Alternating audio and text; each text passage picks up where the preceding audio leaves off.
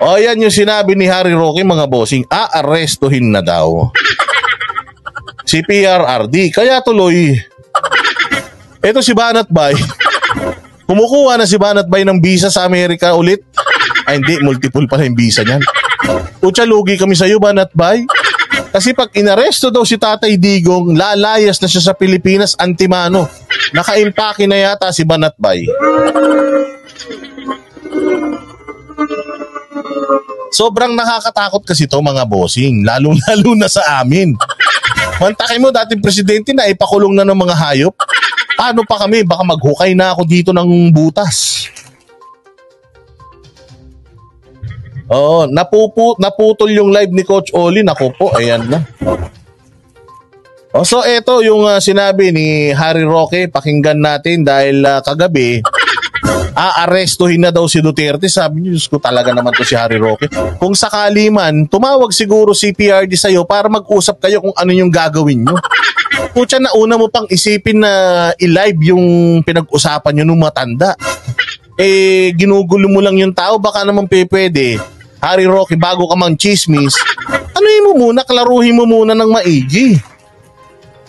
O kaya siguraduhin nyo na sa kampo ninyo, kayo mga dating gabinete, mag-uusap-usap muna kayo bago nyo inilalabas yung mga balita. Kaya sabi nga ni Randel Bunagan, yung ninong namin sa Amerika, ready na daw yung basement. Ay, talaga naman. But anyways, eto, pakinggan natin sinasabi nito ni Harry Roque. Nabalitaan daw ni dating Pangulong Rodrigo Duterte na pinapaaresto na siya. Ayon yan kay dating presidential spokesperson Harry Roque. Pinabubuwag na rin daw ang Task Force Davao. Pero itinanggi ito ng AR. So ang dami niyang sinabi, mga bossing. Binubuwag na yung Task Force Davao kasi yan po yung Task Force dyan sa Davao. Kaya nga Task Force Davao eh. Yan po yung nangangasiwa ng peace and order dyan sa Davao. So pinabubuwag na daw po yun. At si Browner daw nagpunta na sa Davao. At kung ano-ano pa yung mga ibinalita na ito ni Harry Roque. Ang problema kasi kay Harry Roque, para na siyang abogado pa naman si Harry Roque. Pero si Harry Roque kasi, lately, para na siyang broadcaster talaga. Alam mo yun, yung labas muna ng balita bago verifikahin.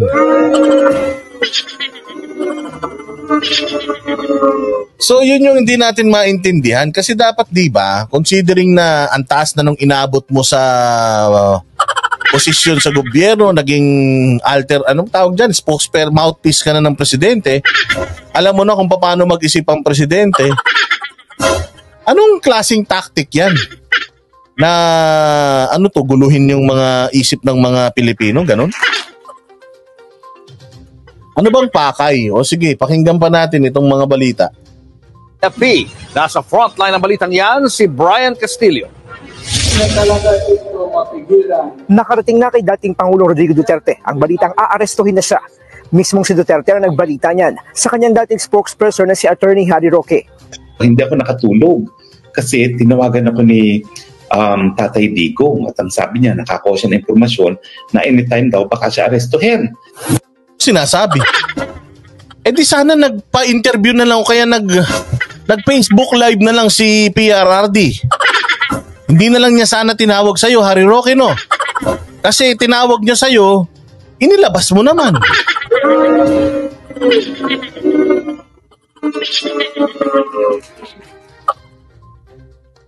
Sabi ni Veronica, Boss Dada, baka saywar yan ni PRD. Diyos ko naman. Hindi na natin sila maintindihan nung nakaraan. Ang dami niya sinabi, galit na galit siya sa Davao, tapos wag daw tayo makipag-away. Hindi na nga natin alam kung ano yung gagawin natin. Kaya nga gusto natin yung klaro, gusto natin yung malinis, gusto natin yung maayos, yung organisado, hindi yung kalat-kalat. Paano tayo ma-organize pag gaganyan? O kung strategy na naman yan, pucha naman i-inform nyo naman kami sa strategy para alam namin kung kailan kami aalis ng Pilipinas. Paduin mo muna, Harry Roque. Kailangan kumpletos tayo ng rekados ng mga ebidensya. Oo, kasi abogado ka, tapos dati kang spokes, wag mong gayahin si Maharlika. Pucha, mataasan ka yata kay Maharlika sa puting ahas ni Maharlika Nakikipagkompetensya yata ito si Harry Roque Malapit na rin kasi mga bossing yung eleksyon. Alam ko naman to si Harry Roque, mataas ang pangarap talaga nito imbis na sana nagiging maayos, baka lalong pinagugulo nyo, Harry Roque.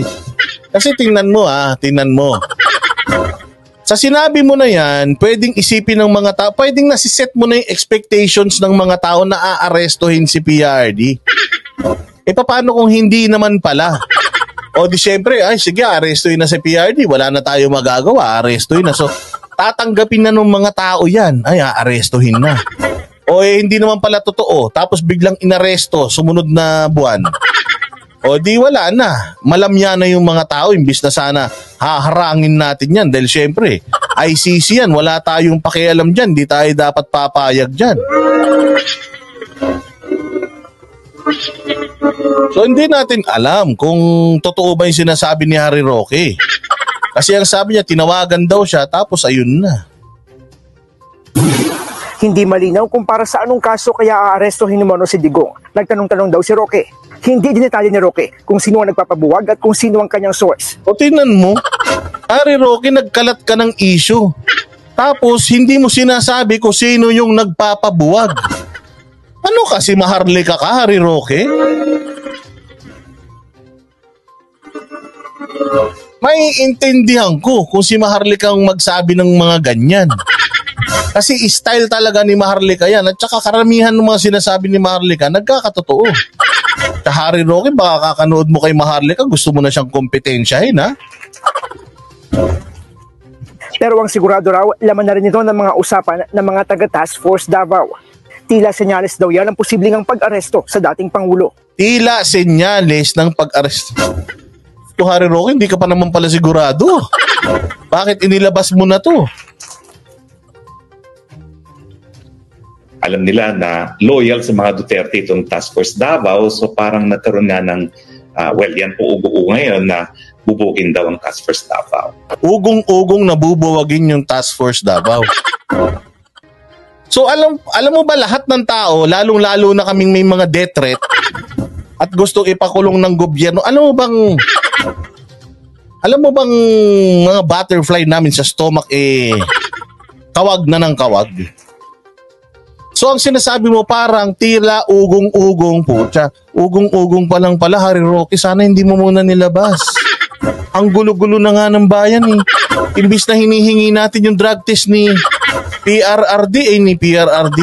Tama, yung drug test ni PRRD tsaka ni Bongbong Marcos kung ano-ano tong nilalabas yung balita.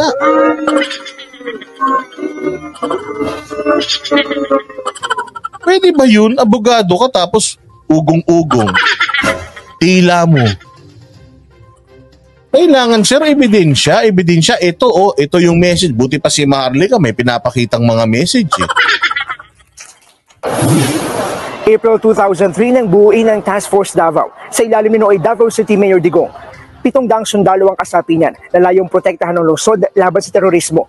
Bukod dyan, ayon kay Roque, nagpunta raw sa Davao si AFP Chief Romeo Brownell Jr. nitong Sabado. Nagpunta lang dun. Sabi ko nga sa inyo, lahat praning. Praning yung Malacanang, praning yung Senado, yung Kongreso, yung DOJ, DILG. Putya, pati sa kampo ng mga Duterte may praning. Nagpunta lang si Browner dun, anak ng tinapay. Baka naman kumain lang yan ng barilis.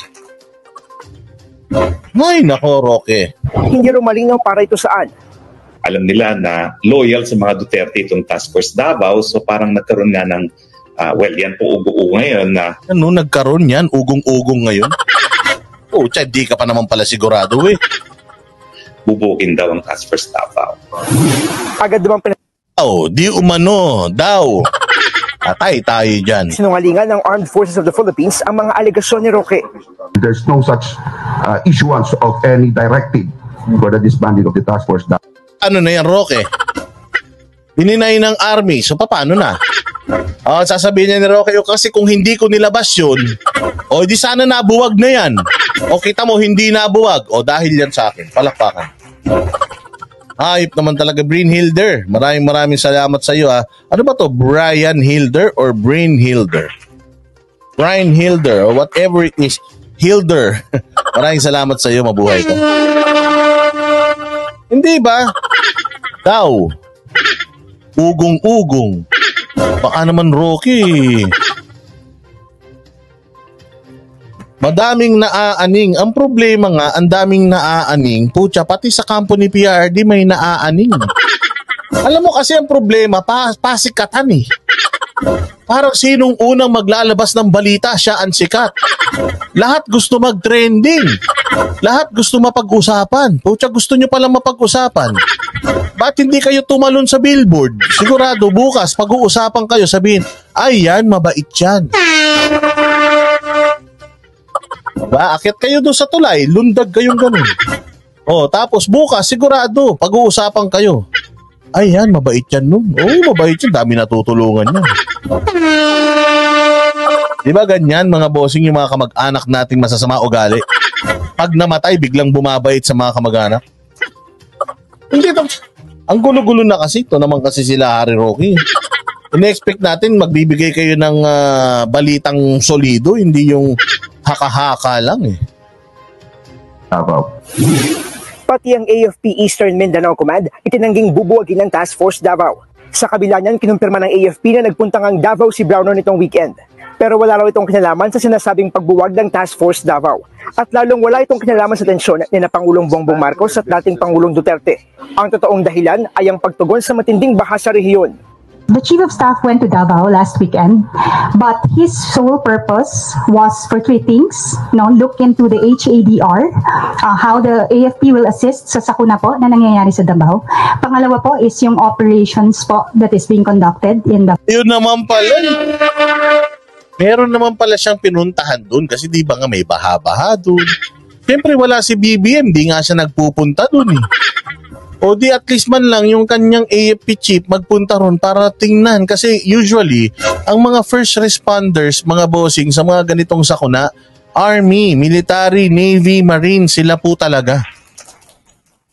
At syempre dahil may mga deployed siya ng mga tao doon, kailangan bilang isang leader Browner pupunta doon para mga personal na bigyan ng boost yung kanyang mga tao na hindi na halos natutulog, nagsasakripisyo ng kanilang buhay para masagip yung mga dapat masagip, matulungan yung mga dapat matulungan dyan sa dilubyo sa Davao. Oo, ay nako, ewan ko ba. And third is to look upon the welfare of the troops. Dagdag pa ng AFP, nananatili silang independent sa gitna ng bangayan sa politika. Nasa bayan daw ang kanilang katapatan. Will remain loyal to the Constitution and of course to the chain of command. Kung may kinalaman naman sa drug war investigation ng International Criminal Court o ICC ang sinasabi ni Roque na posibleng pag-aresto kay Duterte, ayon kay Justice Secretary Boying Revilla. Ayan si Boying oh. So kasi ito nga hindi malinaw basta aarestohin. Yun ang sabi ni Harry Roque. Anong kaso? Ba't siya arestuhin? Wala naman siya kaso sa Pilipinas. Na-dismiss naman yung kaso ni Na-dismiss naman yung kaso ni Franz Castro. Yung sedition naman, pinananakot lang sa kanya. Wala naman na-file. Yung ICC, hindi naman pwedeng pupuntahin dito ng isang araw that same day, ma-arresto si PRD. I mean, kailangan pa ng matinding coordination. Unang-una sa lahat, walang pulis ang ICC. O yung ICC, magbababa lang yun ng kanilang desisyon. Tapos yung pulis natin dito sa Pilipinas, yung magpapatupad nung desisyon na yun. Kung i-honor natin yung decision, pero kung hindi, pupunitin natin yung papel sa harap nila. Ganun yun eh. Remulla, hindi sila kailanman kinontak ng ICC. Wala raw alam ang DOJ sa sinasabi ni Roque.